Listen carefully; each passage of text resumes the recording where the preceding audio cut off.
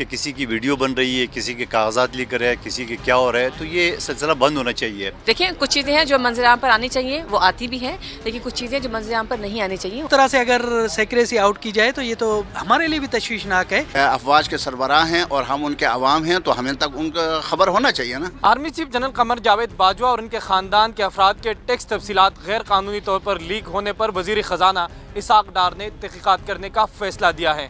अरकान पार्लियामेंट इस हवाले से क्या राय रखते हैं, आइए उन्हीं से जानते हैं। चीफ ऑफ स्टाफ के उन्होंने FBR में अपने असासे जमा किए, गोशवारे जमा किए और वो अखबार तक बात आ गई, आवाम तक पहुँच गई। वो तो हमारे अफवाज के सरबराह हैं और हम उनके अवाम हैं, तो हमें तक उनका खबर होना चाहिए ना। बाजवा साहब के ये नहीं आने चाहिए था। इसाक डार साहब ने इसके ऊपर कमेटी बैठा दी है कि हम इसकी इंक्वायरी करेंगे।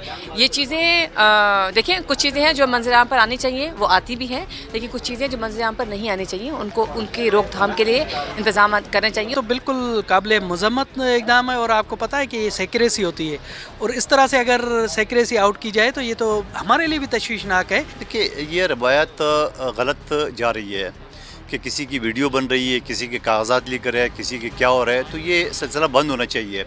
हम सियासी लोग हैं, सियासी मैदान में एक दूसरे का मुकाबला करना चाहिए। अरकान पार्लियामेंट का कहना है कि टैक्स तफसीलात एक खुफिया दस्तावेज है। सियासतदानों समेत किसी के टैक्स तफसीलात लीक नहीं होने चाहिए। कैमरामैन मुमताज़ हुसैन के साथ Abdullah Momin, Dawn news, parliament house, Islamabad.